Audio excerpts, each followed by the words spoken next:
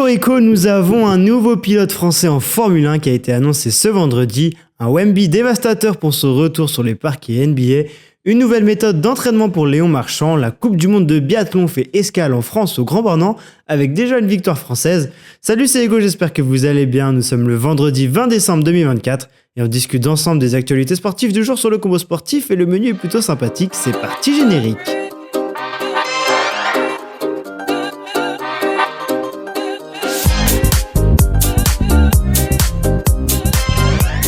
Les rumeurs entendues depuis quelques temps étaient donc vraies et c'est désormais officiel depuis ce vendredi. Nous avons un nouveau pilote français sur la grille de Formule 1. Oui, exceptionnel en effet, Isaac Hadjar rejoint l'équipe Racing Bulls, anciennement Toro Rosso, où évoluait un certain Pierre Gasly, où il découvrira la Formule 1 à 20 ans seulement et après une superbe seconde place en championnat de F de cette saison. Alors comment le français en est arrivé là ? C'est très simple, un baquet a été rendu libre après le départ de Sergio Pérez de chez Red Bull. On le sentait également venir, comment vous dire que les dernières sorties du Mexicain étaient catastrophiques. Ce baquet libre a été admis à Liam Lawson, qui sera donc le nouveau coéquipier de Max Verstappen. Ce départ de Lawson a permis de libérer une nouvelle place chez Racing Bulls, et qui a donc été attribuée au jeune français Hadjar.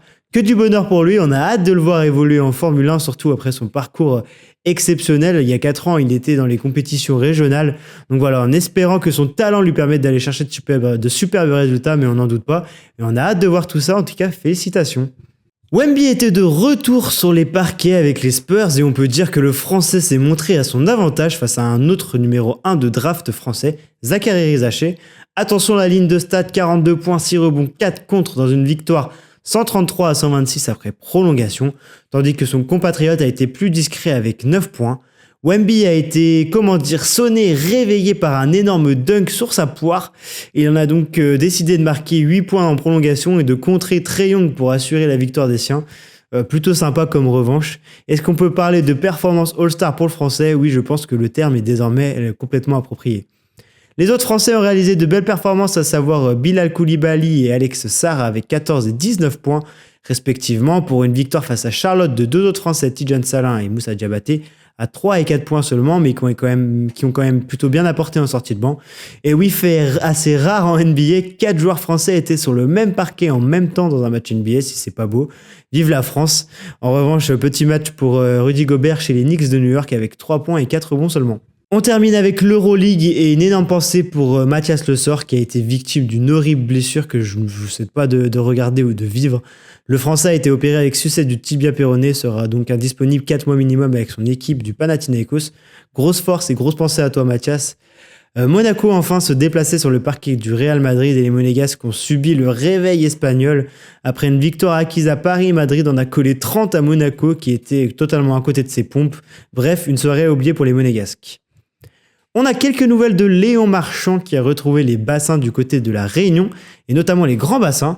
Retour gagnant, vous l'aurez deviné, pour le Français qui a choisi de s'entraîner l'année prochaine en Australie pour changer d'air et de méthode d'entraînement. Il a également déclaré vouloir se faire plaisir en allant surfer par exemple et prendre du temps libre. Et franchement, il a complètement raison. Profites-en Léon et éclate-toi en natation et surtout fais-nous encore rêver, fais-nous rapporter plein de médailles. On a trop hâte des prochains JO. Donc voilà, bon vent à toi Léo et profite bien. La Coupe du Monde de biathlon est de retour en France et sur le parcours survolté du Grand Bornand ce week-end. Et une bonne nouvelle déjà avec une victoire française, celle de Justine Bryce-Boucher, je vais y arriver avec la prononciation, excusez-moi, qui s'impose sur la course sprint et en profite pour remporter sa première victoire de la saison.